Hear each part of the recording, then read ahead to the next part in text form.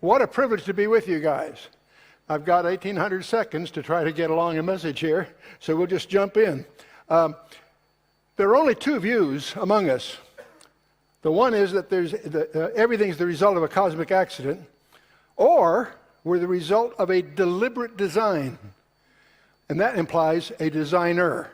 That's the first Y in the road that would divide us. Now, that basic thing brings us each to three questions, personal questions. Where did I come from? Why am I here? And where am I going when I die?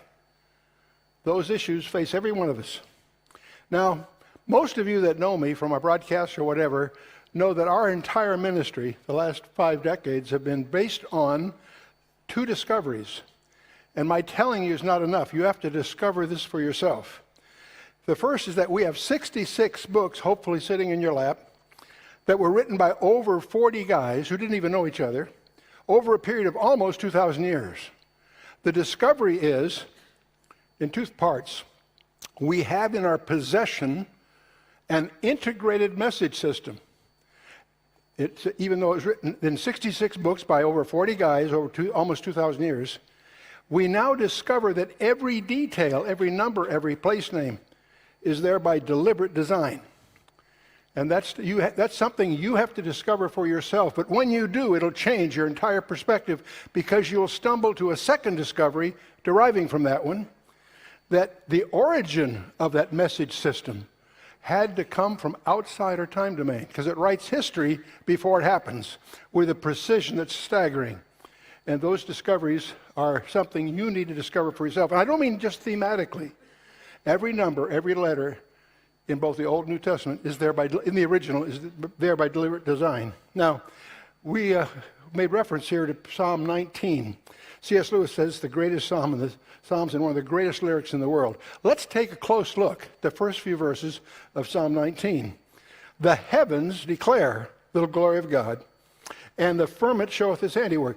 Day unto day uttereth speech, and night unto night showeth knowledge. There is no speech or language where their voice is not heard.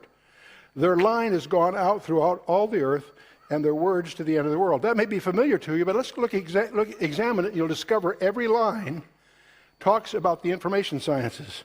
Declare, showeth, other speech, showeth knowledge, speech, language, voice. See, every line speaks of the information sciences. And so the point of this is there is no speech or language where their voice is not heard. That's holding us all accountable. And Paul makes that point in Romans chapter 1.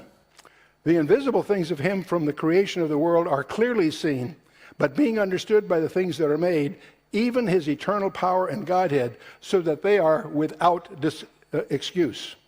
And so that holds us accountable too.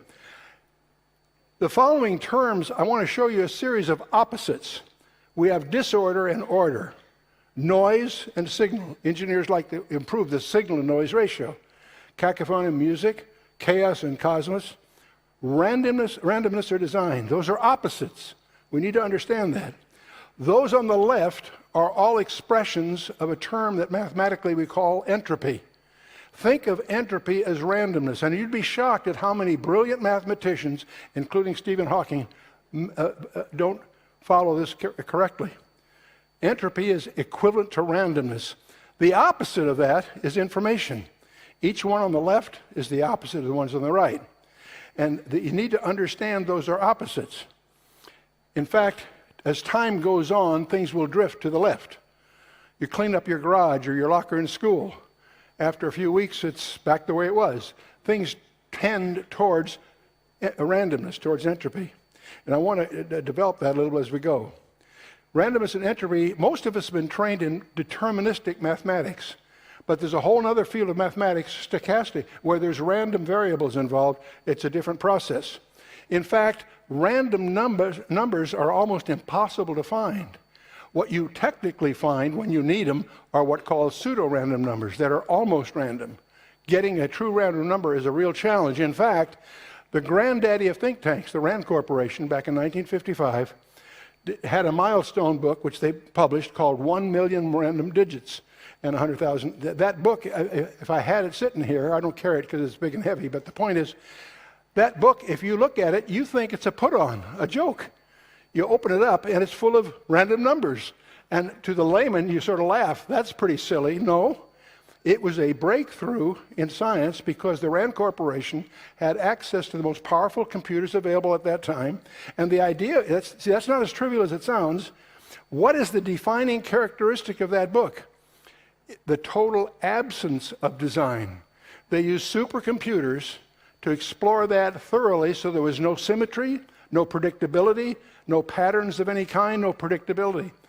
As best as we could make it at that time, that was the best available, is that was a source of random numbers. That may sound silly if you haven't been in a laboratory where you need random numbers for some purpose. They're hard to find. So with that background, I want to move into the topic that they've asked me to speak on, Genesis 1:1. In the beginning, God created the heaven and the earth. Now, if you master and understand and command that, it'll solve all your other problems. That's the granddaddy of them all. In the Hebrew, of course, it goes from right to left. All languages flow towards Jerusalem. You know that. East of Jerusalem, they go right to left. West of Jerusalem, they go left to right. And whether it's Cyrillic or English or Latin on the one hand, or Aramaic, Hebrew, or whatever on the Sanskrit on the right. But anyway, Bereshit, bara, the word bara is to create out of nothing. There are other words that can be used, asa or vasa, that's to make or fashion. When it used bara, that's from out of nothing. And then we encounter Bereshit bara Elohim. Now, you probably know enough Hebrew exposure to know that a masculine a word with an I-am ending is a plural. Elohim is a plural noun. But there's something very strange because every time you see that in the Bible, it's misused. You know enough about language to know the noun is supposed to be declined with the verb. They're supposed to match. Elohim is a plural noun, but it's always used as a singular by the verb. Elohim, every place you see it, is a technical error in a sense. Elohim is a plural noun. What you also need to know about Hebrew is that a plural is not two, it's three. They have a single, a dual, and a plural. But let's move on and take a look at Genesis 1, because that's really the subject here. God said, let there be light, and there was light, and God saw the light, and that it was good. God divided the light from the darkness, and God called the light day, and the darkness he called night. And the evening and the morning were day one. And now, the word evening, that's translated evening, comes from the word erev. That came to mean eve, but that wasn't the original concept behind it. And the other word is boker, which is, now they use it for morning. Why do they do that? Because neither of these, by the way, will show up on day 7. Did it not have an evening and morning? Of course it did. But what the words are focusing is on a prior, more pervasive meaning. Let's take a look at an entropy profile of the universe. I'm putting entropy at the bottom of the chart and order at the top. In other words, entropy is the maximum at the bottom, and order is maximum at the top. Are you with me so far? Okay. Day 1, we have erev and boker, which is a reduction of entropy or an increase in order. Okay. Erev means disorder or obscurity, and at night things are dark and obscure. And that word also becomes meaning for night, but it had a prior. It's a pun, but it's the prior meaning is erev. Boker is discernible order. We're going from disorder to order, going from erev to boker. And that comes to mean morning and evening, but that is a pun, if you will, of a deeper meaning, if I may. Now, on that first day, God makes his first direct quote in the Bible, let light be. And let's take a look at, as we study the very nature of light. Boy, we could spend a whole hour talking about that. But most of you realize that every particle has an antiparticle, and when an antiparticle hits a positive particle, they annihilate each other and give off a photon, give off light. And Richard Feynman at Caltech will tell you a reversal of light, that particle is that same particle in a time reversal. But another way of saying that is if I reverse the entropy, that shows how light can create a symmetrical set of particles out of nothing. And that's the mechanism we find in day one. But let's move to day two. From Erev to Boker, there's another step of creation, and that's creating the atoms and the molecules.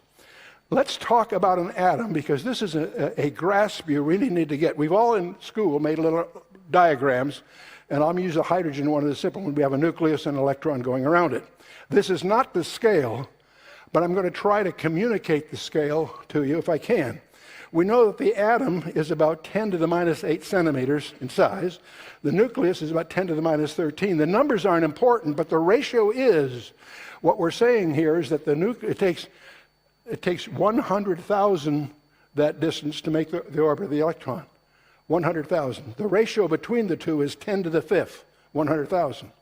Well, if that's the linear distance, the area would be that squared, right? So that would be 10 to the 10th.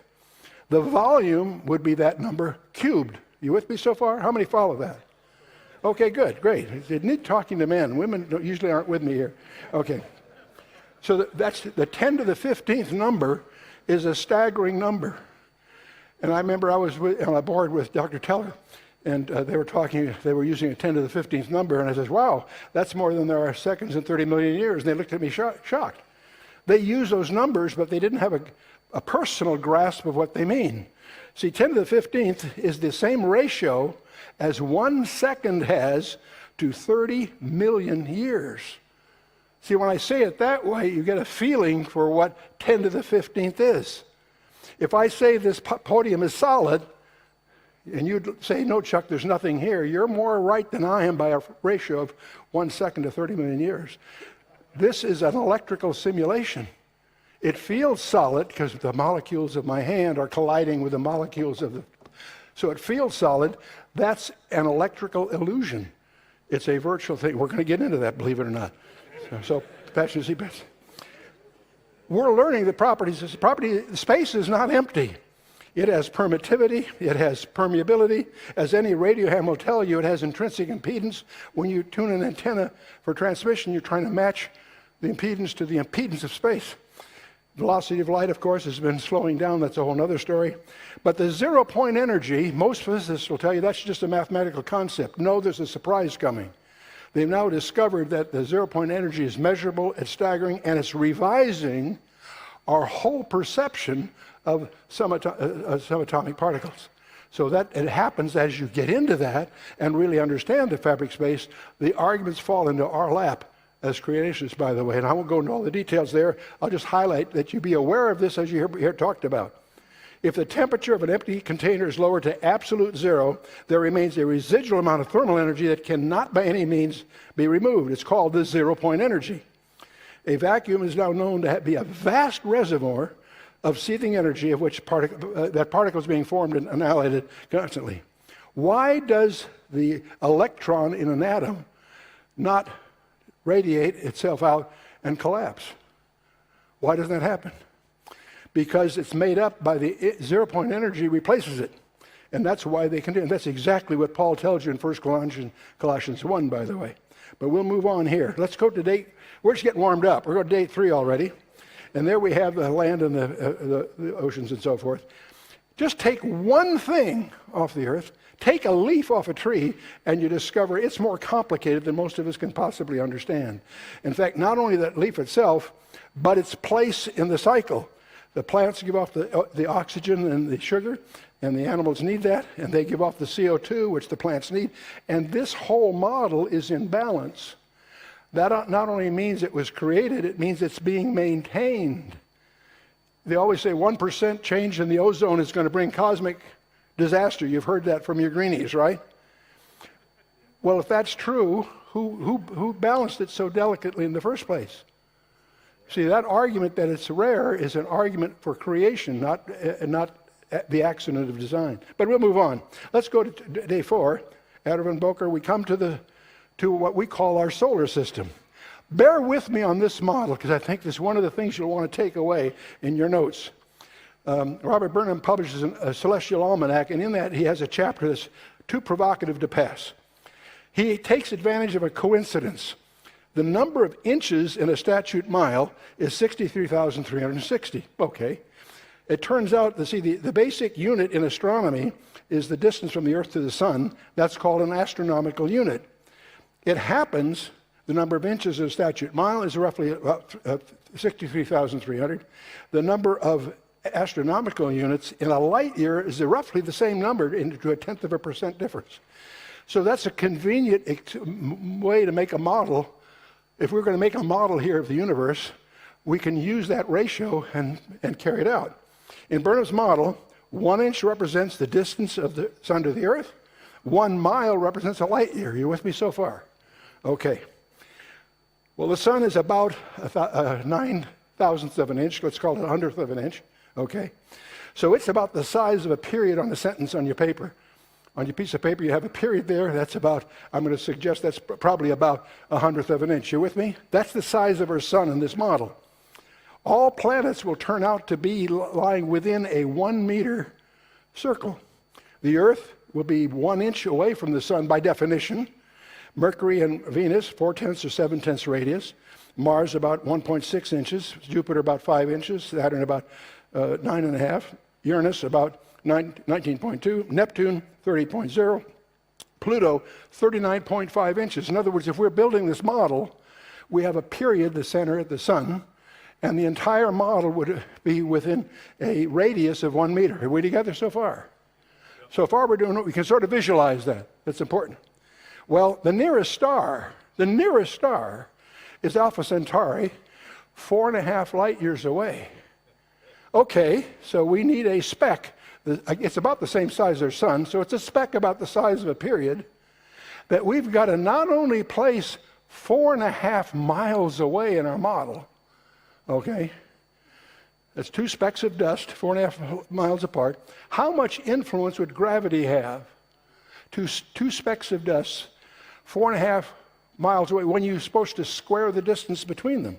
In other words, it's worse than that. By the way, the Milky Way would be 100,000 miles in radius. If you look at your equation of gravitation, it has a denominator of the distance squared. In other words, whatever the distance is, you got to square that in the denominator, which means the further away they are, it disappears into being meaningless. You with me so far? See, the plasma physicists have been trying to tell that to us for several decades. The astronomers aren't listening. They haven't done the math. If you take a look at your fundamental forces from your textbooks, you'll discover that gravity is 10 to the minus 38, electromagnetic 10 to the minus 2. In other words, electromagnetics outperform gravity by 10 with 36 zeros after it. Not 36,000 times, 36 umptiums, whatever you're going to call. And by the way, electric pushes and pulls. Gravity doesn't. So the real point is, the minute you go beyond our solar system and look at the sky, the galaxies, gravity is a non-player. And what's astonishing, there are bright mathematicians spinning all kinds of theories that make no sense because they haven't done the math. 99.9% of the mass of the universe is not solid. It's not solid, liquid, or gas. It's plasma. It is ionized gas. And the plasma pioneers have been trying to tell us that they can create the same shapes in the laboratory using Maxwell equations, not gravity. And so we have all this in our briefing package if you want to chase these things down. But the real point is, let's go one step further. We then have the birds, and we have this whole business of the death of Darwinism. The thing that put the nails in Darwin's coffin was, of course, microbiology. Advances in microbiology, the DNA and so forth, have dealt the death blow to Darwinism. The DNA happens to be, we discover, a 3 out of 4 error-correcting code. An alphabet of 3, to use 3 out of 4, alphabet of 22, 3 out of 4. That is, there's probably not an engineer in the audience that can build and can design an error-correcting code. Error detecting, step 1. No, the next step is an error-correcting code. It turns out if you use 11 bits rather than 8 for a byte, you can make it error-correcting to a certain level. We've now discovered, recently, there's articles, they've discovered that the code in the DNA has a code within the code, because there's common codes that do the same thing, but not quite the same thing. And they take a little longer because it changes the three-dimensional shape and There's more coding that they're discovering. There's a whole other level of coding to it. Darwinism cannot explain the origin of life because it cannot explain the origin of information. That's the corker. Irreducible complexity that Michael B. introduces definitely just renders chance or randomness as it refutes that as a possible designer. And you can get into that on your own. But let's take 6. You've always heard the 6 is the number of man. How many have heard that? Biblically. Well, it's a little more than that. We go on the 6th day, and I'm going to use Da Vinci's Vitruvian of Man as a symbol of man and his reach, if you will. 6 is the number of man we hear. It turns out, I read this and I didn't believe it. I thought it was some Christian contrivance. I checked it out. It turns out to be true. A cellular level, an intact human immune system will virtually always recognize and reject a non-human transplant as foreign. How? The underlying characteristic, what's the underlying characteristic of humanity? On virtually every nucleated cell in a person are small markers, lipoproteins to be precise, called antigens. Their official designation is the histocompatibility antigen or human leukocyte antigen. HLA is the common thing. And it turns out certain antigens are the same in every human and are only found in humans, although given individuals may have different arrangements and collections of these molecules. That's what makes it's important in blood transfusions and other things. The irony is that every person, on virtually every cell in that person, this marker of mankind's product, and it's a product of one certain chromosome. Its chromosome, guess which number? 6. I used to think that's a contrivance. No, it turns out that's the locus of the genes that encode humans on the surface of the cells and so forth. And so it has many other functions, but it resides on number 6. I thought that was interesting. But the interesting, provocative thing, when you get to day 7, we know that the creation stopped, right? How many knew that God rested on the 7th day? Okay, not on Sunday. That's sad. That's Shabbat, by the way. But let's move on here. Okay. What's interesting is there's no Erev and Boker on that day. That's a tip-off that those words had more original. They're used as puns for evening and morning daily, and that's why the Hebrew calendar starts in the evening, ends in the morning because of that patterning. But that's not what the words originally meant. In fact, when we go through Genesis and our commentary, we have a full lecture series on each day. On day 1, we get into the paradoxical nature of light itself, the gap between the first 2 verses, and that sort of thing. On the 2nd day, we get into the fabric of space, hypertension, quantum physics, and so on. On the 3rd day, we get into life agitation, that's the origin of life, thermodynamics and entropy, and molecular chemistry. On the 4th day, we get into the nuclear hypothesis myth. What you're taught in college about the story of the origin is provably not true, but it's still taught in college for some weird reason. The anthropic principle and astrobiology is a science without any evidence. The frustration of astrobiology is there is no life anywhere off the Earth, so trying to study evidence of that is a waste of time because they can't find any. They've been looking for it. But anyway, we move on. We call evolution, you really mean biogenesis, but we get into that on the 5th day, of course, for a lot of reasons. And then we get into the fallacies and frauds of 6th day and all that. And then, of course, the 7th day is a provocative thing because that when God enforces a repose on the universe, he makes the laws firm. So there's another thing I want to highlight, and I'm going to draw for this on the Scientific American articles recently. I'm going to use the symbol of man to represent the reach of man. If I'm going to focus on things larger than man, I'll call that collectively the macrocosm. And the 4th dimension of time, of course, is in that subject. It had a beginning. The big discovery of 20th century science is that the universe is finite, not infinite. It may be expanding, but it's finite, not infinite. That's the problem. That means it had a beginning, and that's why they have these speculations called the Big Bang models. But the fact that it's finite is a key fact. Let's go the other way. Let's go things that are smaller, man. Let's do what we call the microcosm. We discover that in subatomic particles, there's a limit to smallness. That's why we're spending tens of billions of dollars on the Hadron Colliders to try to learn more about smallness. It turns out there's a limit to smallness. It's called the Planck wall, if you will. Indivisible units. Planck limits for length, mass, energy, and time. You would think if I take a piece of string and cut it in half, I can throw the half away and do it again. You think, I could do that forever. I might get so small I couldn't handle it, but conceptually I could always figure whatever I got I can cut in half. I discovered that's not true. When it gets 10 to the minus 33 centimeter, and I try to cut it in half, it loses a property that the physicists call locality. There's a property called non-locality. That thing is provably everywhere in the universe at one time, and that's been proven in the laboratory, by the way. So that's not just a theory anymore.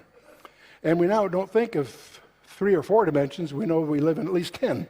That's the current estimate. But the key point that you want to understand the implications of is that both the macrocosm has a finite and of largeness, and there's a finite limit to smallness. That has staggering implications in our understanding of reality. Because the Scientific American article that deals with, see, we live in a finite digital simulated universe. It's a virtual digital environment that we find ourselves in.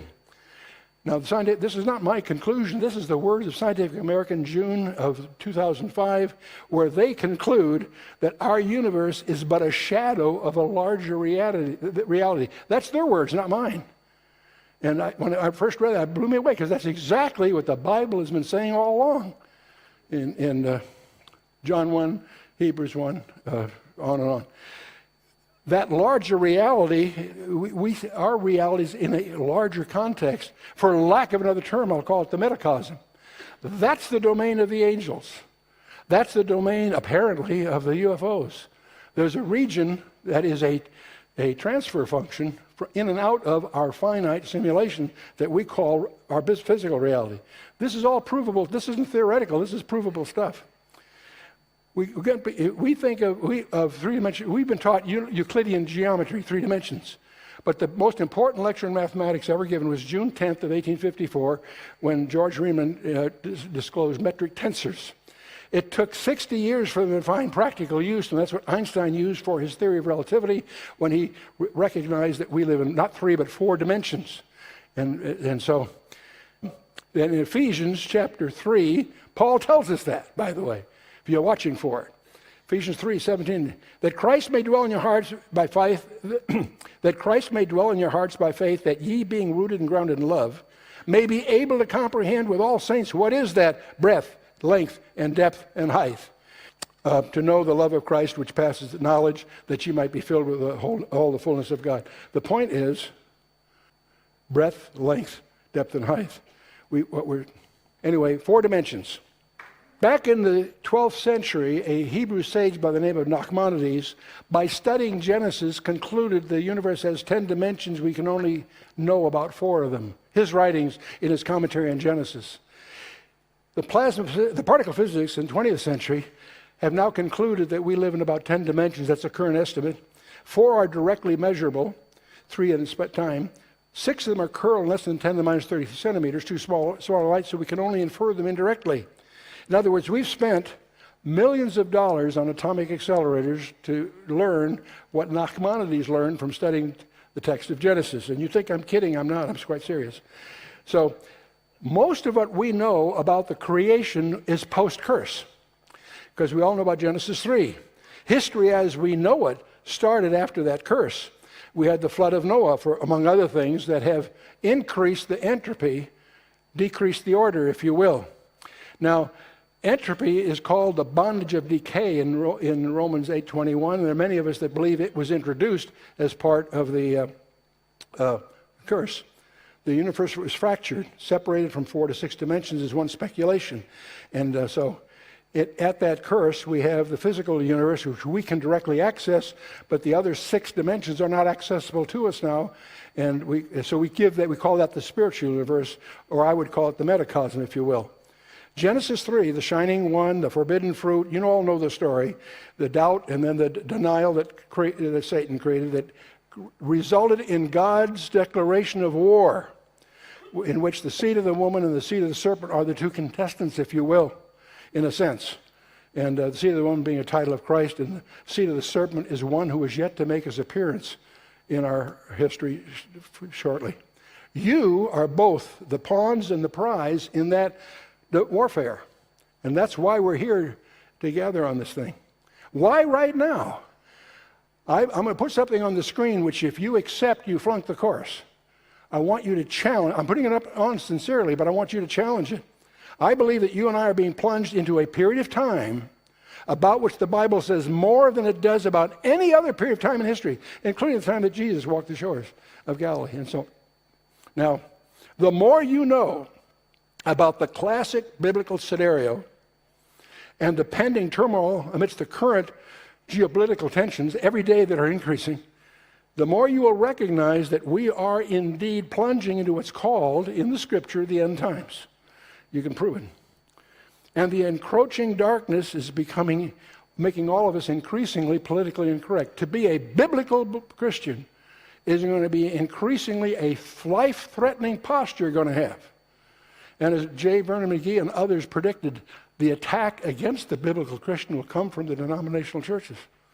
And that's a shock, but you can find it documented by E.H. Broadbent in his book, The Pilgrim Church. Are you prepared for that? We meet here and enjoy this. This is great. Are you prepared for what's really coming? Are you prepared? Microsoft is not. Okay, I'll try to get another. Okay. Even correct science won't help you. Only a personal relationship with the designer himself will help you. Do you know him? That's the question of the day. Search the Scriptures, you're challenged by him, and he takes the commitment that you will know. He will assume the responsibility to reveal himself to you. So I'll close with a contemporary example here. Just one, then I'll be off here. In 1980, a man from Rwanda was forced by his tribe to either renounce Christ or face certain death. He refused to renounce Christ, and he was killed on the spot. The night before, he had written the following commitment, which is found in his room. I'm a part of the fellowship of the unashamed. I have Holy Spirit power. The die's been cast. I've stepped over the line. The decision has been made. I'm a disciple of his. I won't look back, let up, slow down, back away, or be still. My past is redeemed. My present makes sense. My future is secure. I'm finished with low living, sight walking, small planning, smooth knees, colorless dreams, tamed visions, mundane talking, cheap living, and dwarfed goals. I no longer need preeminence, prosperity, position, promotions, plaudits, or popularity. You can tell you went to seminary because you make an alliteration that proves it's true, right? Okay. I don't have to be right, first, tops, recognized, praised, regarded, or rewarded. I know I now live by faith. I lean on his presence. I walk by patience. I lift by prayer and labor by power. My face is set. My gait is fast. My goal is heaven. My road is narrow. My way rough. My companions few. My guide reliable. But my mission is clear. I cannot be bought, compromised, detoured, lured away, turned back, deluded, or delayed. I will not flinch in the face of sacrifice, hesitate in the presence of the adversary. I will not negotiate at the table of the enemy. I will not ponder at the pool of popularity or meander in the maze of mediocrity. I won't give up, shut up, let up until I have stayed up, stored up, prayed up, paid up, and preached up for the cause of Christ. Praise God. I'm a disciple of Jesus. I must go till he comes, give till I drop, preach till all know, work till he stops me, and when he comes for his own, he'll have no problems recognizing me. My banner will be clear. Praise God. A little more, but I think I'm over my time. God bless you. Thank you.